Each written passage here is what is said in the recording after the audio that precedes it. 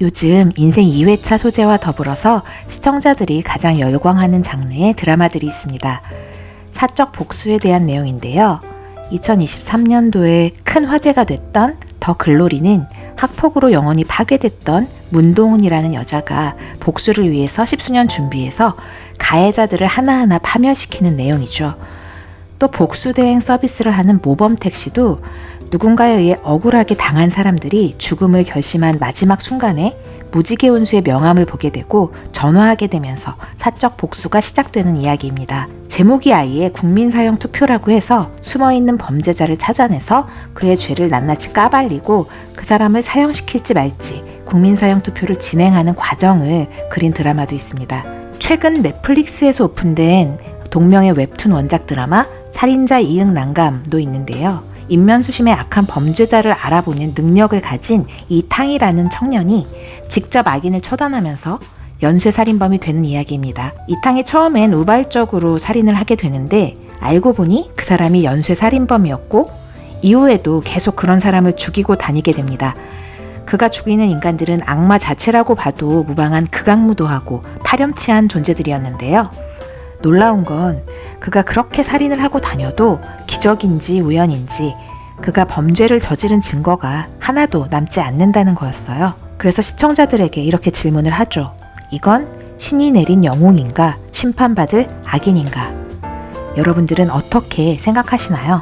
대중들은 이런 내용의 드라마들에 열광을 하고 사이다라고 해서 좋아하는데요. 거의 잔인하게 사람의 인생을 파괴하고 죽이기까지 하는 내용인데 왜 시청자들이 이런 사적 복수에 열광하게 됐을까요? 사실 저는 이게 요즘 사람들의 마음 상태를 보여주고 있다고 생각해요. 시대가 포스트 모더니즘이라고 해서 모든 가치가 상대적이 됐고 절대적 기준을 우습게 생각하게 됐죠. 그리고 저는 이 부분이 가장 큰 이유라고 생각하는데 실제로 우리 사회에서 죄를 지은 범죄자들을 법적으로 제대로 처벌하지 않고 있다고 생각해요. 그렇다 보니 직접 당한 피해자나 그 피해자를 바라보는 사람들은 그것을 불공정함과 부조리로 느끼고 있다는 겁니다. 특히 우리나라는 여성을 대상으로 한 범죄나 폭력, 음주, 사기죄 같은 것에 상당히 관대하다는 평가가 있습니다. 미국이나 다른 나라 법을 보면 어떤 경우엔 사기죄라도 사람의 수명보다 길게 몇백 년을 구형하는 경우도 있잖아요. 그런데 우리나라는 왜 이렇게 된 건지 모르지만 범죄자를 보호하는 것 같은 법이 굉장히 많더라고요. 술 먹고 범죄하면 감형해주고 사람을 계획적으로 죽이고도 심신미약을 주장한다거나 초범이면 구형을 굉장히 낮게 한다거나 그렇다 보니까 사람들의 마음에 이 법에 대한 신뢰가 없는 거예요.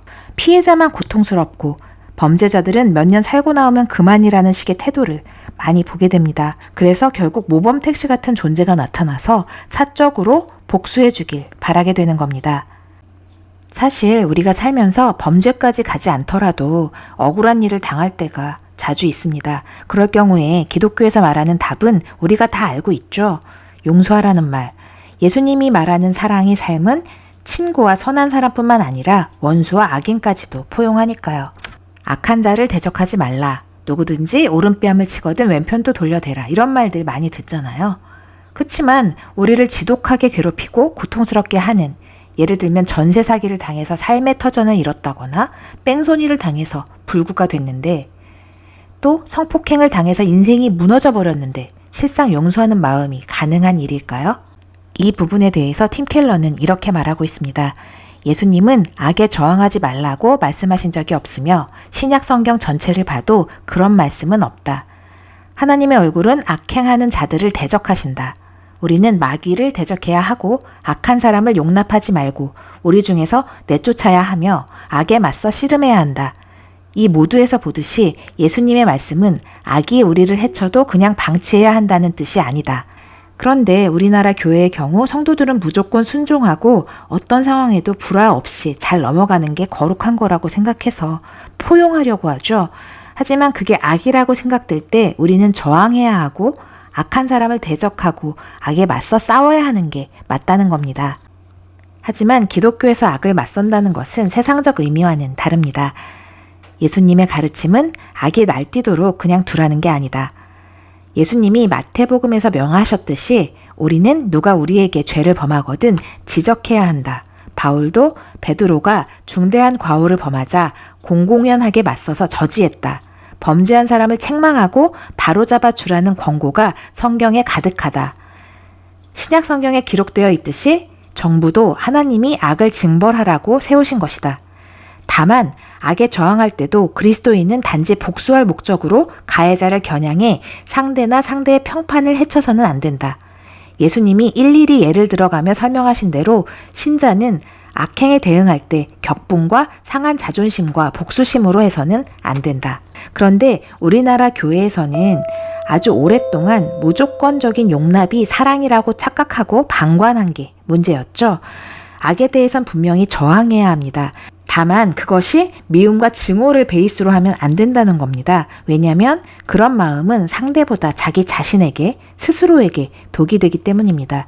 하나님을 믿는 사람들도 원수를 사랑하는 것은 하루아침에 되는 일이 아닙니다. 이에 대해서 팀 켈러가 이렇게 쓰고 있는데요.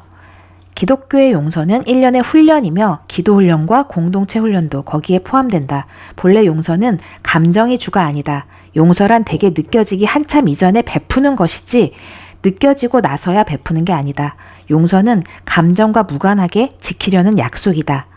아마 당신은 늘 일단 느껴져야 용서할 수 있다. 분노의 감정이 사그러들어야 그때부터 상대를 비난하지 않을 수 있다라고 생각해 왔을 것이다. 그러나 먼저 느껴질 때까지 기다린다면 끝내 용서를 베풀지 못하고 분노의 감옥에 갇힐 뿐이다. 그쵸. 용서를 의지적으로 막 하려고 한다고 해서 되지가 않잖아요. 마음이 될 때까지 기다리는 건 의미가 없다는 거예요. 어차피 안 된다는 거예요.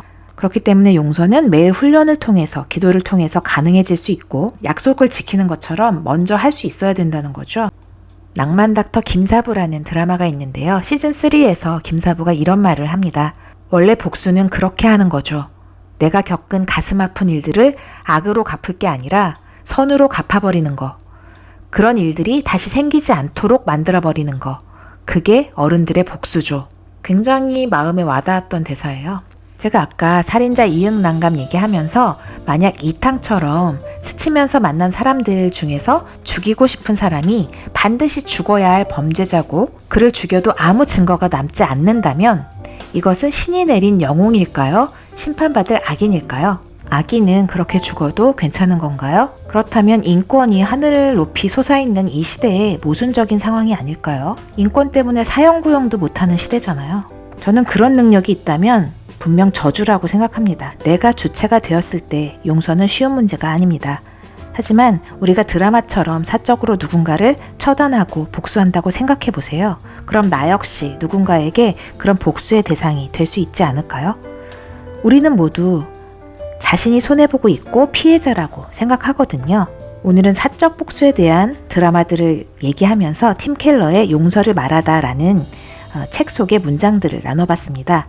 여러분들에게 도움이 되고 회복이 되는 이야기였길 바라면서 오늘 여기까지 하고 인사드리겠습니다.